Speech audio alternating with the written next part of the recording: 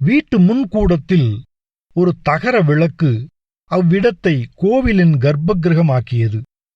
அதற்கு அந்த புறத்தில் நீண்டு இருண்டு கிடக்கும் பட்டகசாலை. அதற்கப்புறம் என்னவோ ஒரு குழந்தை, அதற்கு 4 வயசு இருக்கும். மனசிலே இன்பம் பாய்ச்சும் அழகு, கண்ணிலே எப்பொழுது பார்த்தாலும் காரணமற்ற சந்தோஷம். பழைய காலத்து ஆச்சாரப்படி உச்சியில் குறுக்காக வகிடெடுத்து முன்னும் பின்னுமாக பின்னிய எலிவாள் சடை வாளை வளைத்துக் கொண்டு நின்றது.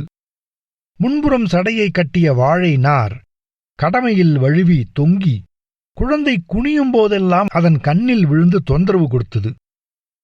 குழந்தையின் கையில் ஒரு கரித்துண்டும் ஒரு ஓட்டுத்துண்டும் இருந்தன. இடையில் முழங்காலை கட்டிக்கொண்டிருக்கும் கிழிசல் சிற்றாடை.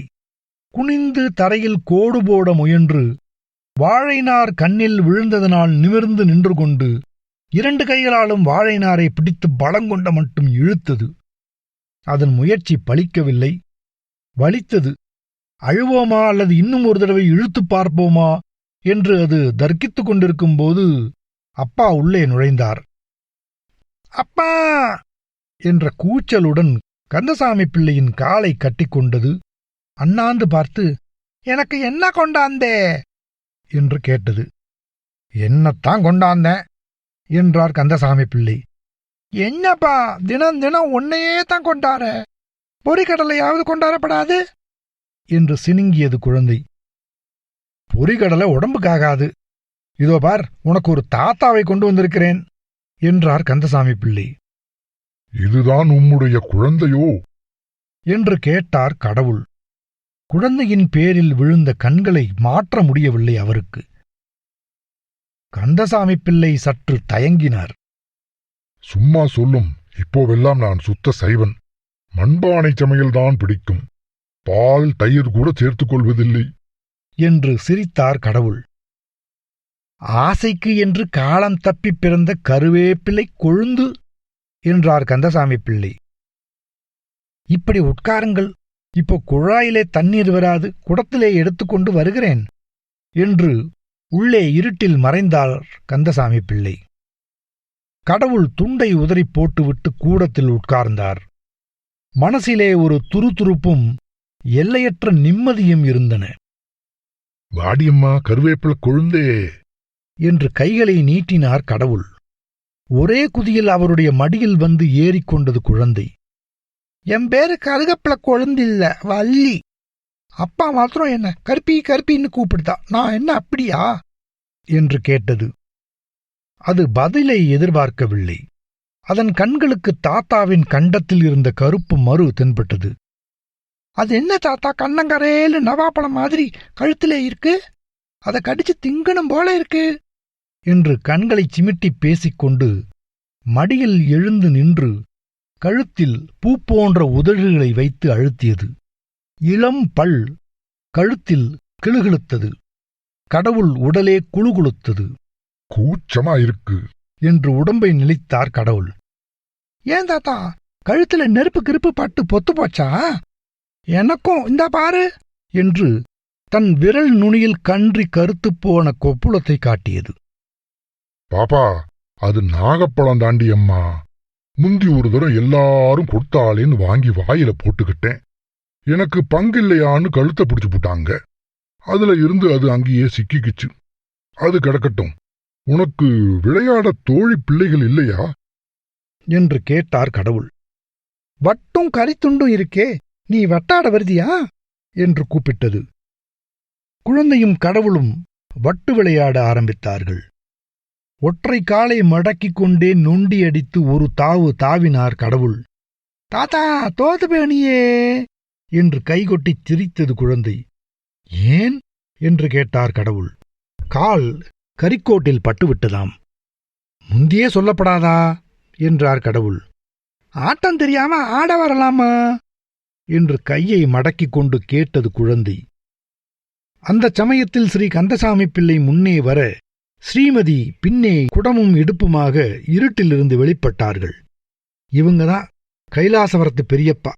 கரிசங்குளத்து பொண்ணை இவங்களுக்கு ஒன்னு விட்ட அண்ணாச்சி மகனுக்குத்தான் கொடுத்திருக்கு, தெரியாதா என்றார் கந்தசாமி பிள்ளை. என்னமோ தேசாந்திரியா போயிட்டதா சொல்லுவாங்களே அந்த மாமாவா? வாருங்க மாமா, சேவிக்கிறேன் என்று குடத்தை இறக்கி வைத்துவிட்டு விழுந்து நமஸ்கரித்தாள். காது நிறைந்த பழங்கால பாம்படம் கன்னத்தில் இடிபட்டது. பத்தும் பெருக்கமுமாக சுகமாக வாழ வேணும் என்று ஆசீர்வதித்தார் கடவுள்.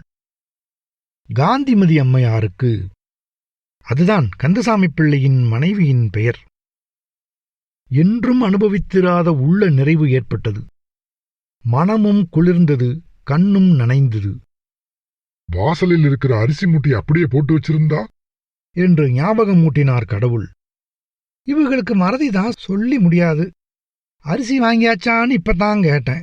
இல்லைன்னு சொன்னாங்க. ஊருக்கெல்லாம் மருந்து கொடுக்காக, இவங்க மருதிக்குத்தான் மருந்து வாங்கல.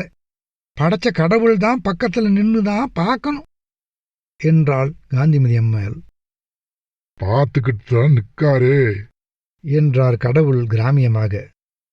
பார்த்து சிரிக்கணும், அப்பத்தான் புத்தி வரும் என்றாள் அம்மையார். கடவுள் சிரித்தார். கடவுளும் கந்தசாமி பிள்ளையும் வாசலுக்குப் போனார்கள். இந்தச் செப்புடு வித்தையெல்லாம் கூடாது என்று சொன்னேனே என்றார் பிள்ளை காதோடு காதாக. இனிமேல் இல்லை என்றார் கடவுள். கந்தசாமி பிள்ளை முக்கி முனகிப் பார்த்தார். மூட்டை அசையவே இல்லை. நல்ல இளவட்டம் என்று சிரித்துக்கொண்டே மூட்டையை இடுப்பில் இடுக்கிக் கொண்டார் கடவுள். நீங்க எடுக்கதாவது உங்களைத்தானே ஒரு பக்கமா தாங்கி பிடிங்க, சும்மா பார்த்துக்கிட்டு நிக்கியலே என்று பதைத்தாள் காந்தியம்மாள். நீ சும்மா இரம்மா, எங்கே போடணும்னு சொல்லுது என்றார் கடவுள். இந்த கூடத்திலேயே கிடக்கட்டும், நீங்க இங்க சும்மா வச்சிருங்க என்று வழிமறித்தாள் காந்திமதி அம்மாள். கந்தசாமி பிள்ளையும் கடவுளும் சாப்பிட்டு விட்டு வாசல் திண்ணைக்கு வரும்பொழுது இரவு மணி 11. இனிமேல் என்ன யோஜனை என்றார் கடவுள். தூங்கத்தான் என்றார் பிள்ளை கொட்டாவி விட்டுக்கொண்டே. தாத்தா, நானும் உங்க கூடத்தான் படுத்துக்குவேன் என்று ஓடி வந்தது குழந்தை. நீ அம்மைய கூப்பிட்டு பாயும் தலையும் எடுத்துட்டு போட சொல்லு என்றார் கந்தசாமி பிள்ளை. என்னையுமா தூங்கச் சொல்லுகிறீர் என்று கேட்டார் கடவுள். மனுஷால் கூட பழகினால் அவர்களைப் போலத்தான் நடந்தாகணும். தூங்க இஷ்டமில்லை என்றால் பேசாமல் படுத்துக் கொண்டிருங்கள். ராத்திரியில் நடமாடினால் அபவாதத்துக்கு இடமாகும் என்றார் கந்தசாமி பிள்ளை. கந்தசாமி பிள்ளை பவழக்கார திரு சித்தாந்த தீபிகை ஆபீஸில் தரையில் உட்கார்ந்து கொண்டு பதவுரை எழுதிக் கொண்டிருக்கிறார். போகர் நூலுக்கு விளக்க உரை பிள்ளையவர்கள் பத்திரிகையில் மாதா மாதம் தொடர்ச்சியாக பிரசுரமாகி வருகிறது. ஆச்சப்பா இன்னுமொன்று சொல்லக் கேளு, அப்பனே வயமான செங்கரும்பு காட்சியவென் நீருடனே கருடப் பிச்சு கல்லுருவி புல்லுருவி நல்லூமத்தை, கருடப்பச்சை என்றும் பாடம் என்று எழுதிவிட்டு வாசல் வழியாகப் போகும் தபாட்காரன் உள்ளே நுழையாமல் நேராக போவதை பார்த்துவிட்டு, இன்றைக்கு பத்திரிகை போகாது என்று முனகியபடி எழுதியதைச் சுருட்டி மூலையில் வைத்துவிட்டு விரல்களை சொடுக்கு முறித்துக் கொண்டார். வாசலில் ரிக்ஷா வந்து நின்றது. கடவுளும் குழந்தையும் இறங்கினார்கள். வள்ளியின் இடுப்பில் பட்டுச் சிற்றாடை, கை நிறைய மிட்டாய் பொட்டலம். தாத்தாவும் நானும் செத்த காலேஜ், உசுறு காலேஜ் எல்லாம் பார்த்தோம் என்று துள்ளியது குழந்தை. எதற்காக ஓய் ஒரு கட்டடத்தை கட்டி எலும்பையும் தோலையும் பொதிந்து புதிந்து வைத்திருக்கிறது? என்னை கேலி செய்ய வேண்டும் என்று நினைப்போ என்று கேட்டார் கடவுள். குரலில் கடுகடுப்பு துணித்தது. அவ்வளவு ஞானத்தோடு இங்கு யாரும் செய்து விடுவார்களா? சிருஷ்டியின் அபூர்வத்தை காட்டுவதாக நினைத்துக் கொண்டுதான் அதையெல்லாம் அப்படி வைத்திருக்கிறார்கள். அது கிடக்கட்டும், நீங்க இப்படி ஒரு 25 ரூபாய் கொடுங்கள், உங்களை ஜீவிய சந்தாதாரராக சேர்த்து விடுகிறேன். இன்று பத்திரிகை போயாக வேண்டும் என்று கையை நீட்டினார் பிள்ளை. இது யாரை ஏமாற்று, யார் நன்மைக்கு என்று சிரித்தார் கடவுள். தானம் வாங்கவும் பிரியமில்லை, கடன் வாங்கும் யோஜனையும் இல்லை. அதனால்தான் வியாபாரத்தமாக இருக்கட்டும் என்கிறேன். நன்மையை பற்றி பிரமாதமாக பேசிவிட்டீர்களே. நெய் முதல் நல்லெண்ணம் வரையில் எல்லாம் கலப்படம்தான். இது உங்களுக்கு தெரியாதா என்று ஒரு போடு போட்டார் கந்தசாமி பிள்ளை. கடவுள் யோஜனையில் ஆழ்ந்தார். அதற்கட்டும், போகரிலே சொல்லியிருக்கிறதே கருட பச்சை, அப்படி ஒரு மூலிகை உண்டா அல்லது கருட பிச்சுதானா என்று கேட்டார் கந்தசாமி பிள்ளை. பிறப்பித்த பொறுப்புதான் எனக்கு. பெயரிட்ட பழியையும் என்மேல் போடுகிறீரே, இது நியாயமா? நான் என்னத்தைக் கண்டேன்? உம்மை உண்டாக்கினேன். உமக்கு கந்தசாமி பிள்ளை என்று உங்க அப்பா பெயரிட்டார். அதற்கும் நான் தான் பழியா? என்று வாயை மடக்கினார் கடவுள். நீங்கள் 2 பேரும் வெயிலில் அலைந்து விட்டு வந்தது கோபத்தை எழுப்புகிறது போலிருக்கிறது. அதற்காக என்னை மிரட்டி மடக்கி விட்டதாக நினைத்துக் கொள்ள வேண்டாம். அவசரத்தில் திடுதிடுப்பென்று சாபம் கொடுத்தீரானால் 25 ரூபாய் வீணாக நஷ்டமாய் போகுமே என்பதுதான் என் கவலை என்றார் கந்தசாமி பிள்ளை. பொட்டலத்தை அவிழ்த்து தின்று கொண்டிருந்த குழந்தை, ஏன் தாத்தா அப்பா கிட்ட பேசுத? அவங்களுக்கு ஒண்ணுமே தெரியாது. இத தின்னு பாரு, இனிச்சு கிடக்கு என்று கடவுளை அழைத்தது. குழந்தை கொடுக்கும் லட்டு துண்டுகளை சாப்பிட்டுக் கொண்டே, பாப்பா, உதுந்தது எனக்கு, முழுசு உனக்கு என்றார் கடவுள். குழந்தை ஒரு லட்டை எடுத்து சற்று நேரம் கையில் வைத்துக்கொண்டே யோசித்தது. தாத்தா, முழுசு வாய்க்குள்ள கொள்ளாதே, உதுத்தா உனக்குன்னு சொல்லுதியே, அப்போ எனக்கு இல்லையா என்று கேட்டது குழந்தை. கடவுள் விழுந்து விழுந்து சிரித்தார். அவ்வளவு உனக்கே உனக்குத்தான் என்றார். அவ்வளவுமா எனக்கா என்று கேட்டது குழந்தை. ஆமா, உனக்கே உனக்கு என்றார் கடவுள். அப்புறம் பசிக்காதே, சாப்பிடாட்டா அம்மா அடிப்பாங்களே, அப்பா லேகியம் கொடுப்பாங்களே என்று கவலைப்பட்டது குழந்தை. பசிக்கும், பயப்படாதே என்றார் கடவுள். தாங்கள் வாங்கி கொடுத்திருந்தாலும் அது ஹோட்டல் பட்சணம், ஞாபகம் இருக்கட்டும் என்றார் கந்தசாமி பிள்ளை. நான் தான் இருக்கிறேனே என்றார் கடவுள். நீங்கள் இல்லை என்று நான் எப்பொழுது சொன்னேன் என்றார் கந்தசாமி பிள்ளை.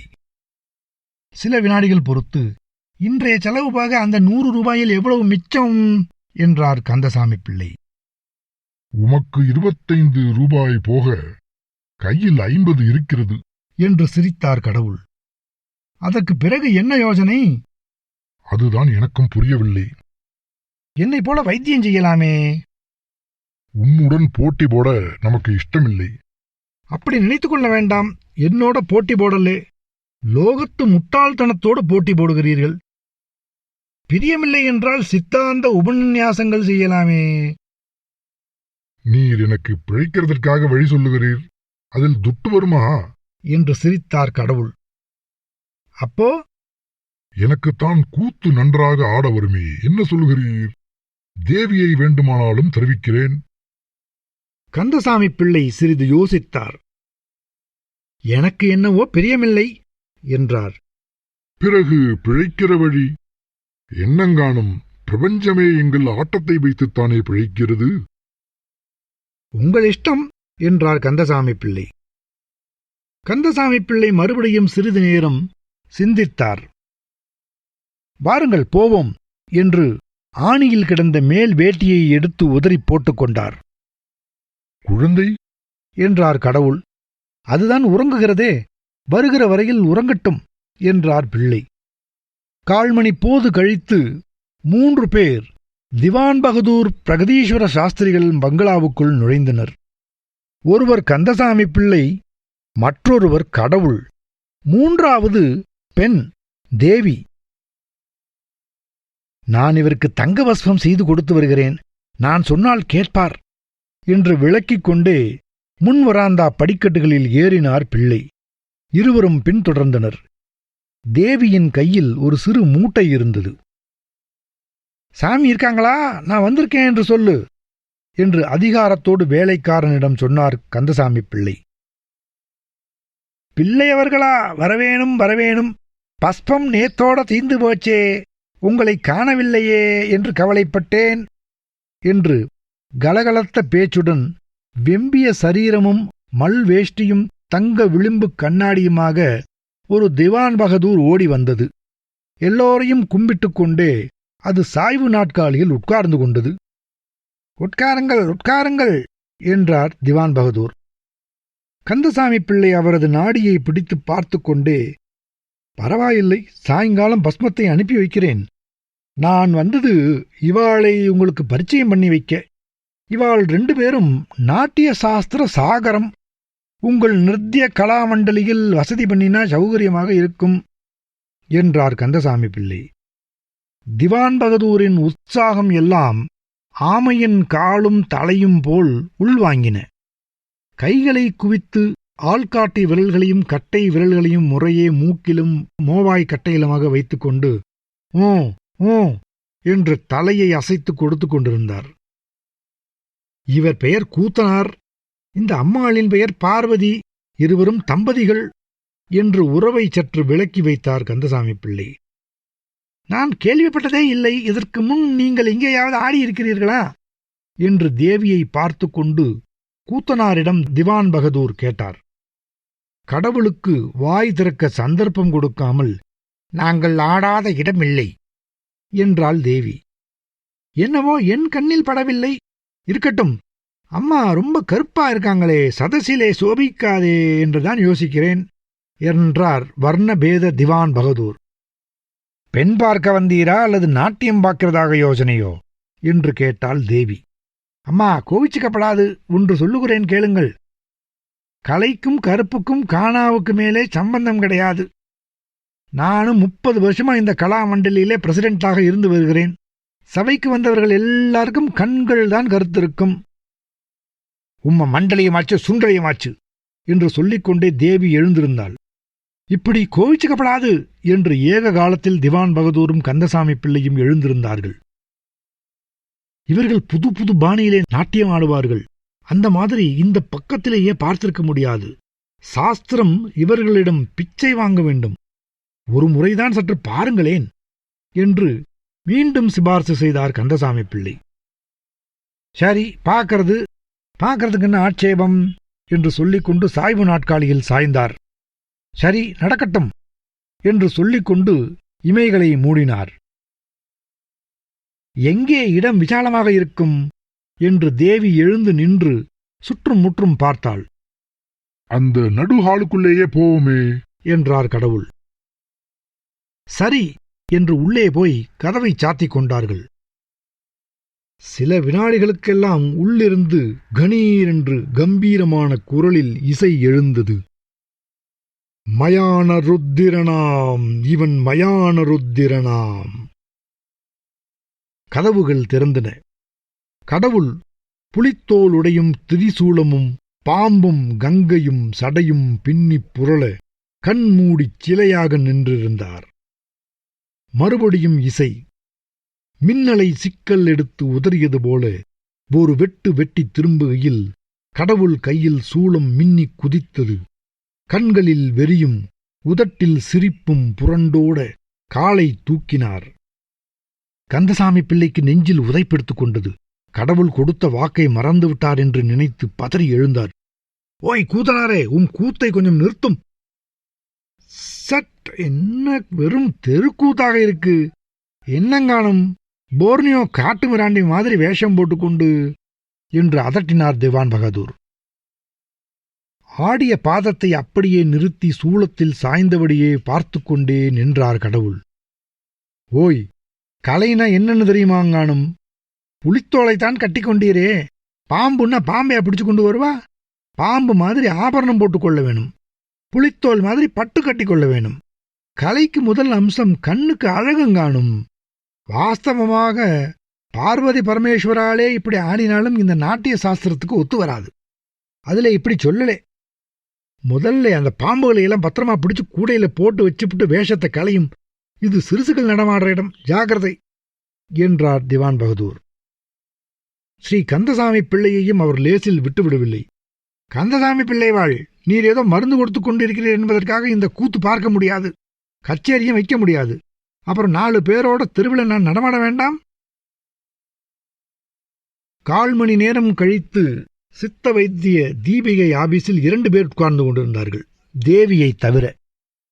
குழந்தை பாயில் படுத்து தூங்கிக் கொண்டிருந்தது. 2 பேரும் மௌனமாக இருந்தார்கள்.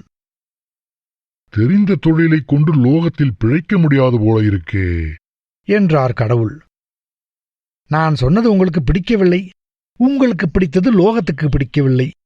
வேணுமென்றால் தேவார பாடசாலை நடத்தி பார்க்கிறது தானே. கடவுள் சு என்று நாக்கை சூழ் கொட்டினார். அதுக்குள்ளேயே பூலோகம் புளிச்சு போச்சோ? உம்மை பார்த்தால் உலகத்தை பார்த்தது போல் என்றார் கடவுள். உங்களை பார்த்தாலோ என்று சிரித்தார் கந்தசாமி பிள்ளை. உங்களிடமெல்லாம் எட்டி நின்று வரம் கொடுக்கலாம், உடன் இருந்து வாழ முடியாது என்றார் கடவுள். உங்கள் வர்க்கமே அதற்குத்தான் லாயக்கு என்றார் கந்தசாமி பிள்ளை. அவருக்கு பதில் சொல்ல அங்கே யாரும் இல்லை. மேஜையின் மேல் ஜீவிய சந்தா ரூபாய் 25 நோட்டாக கிடந்தது.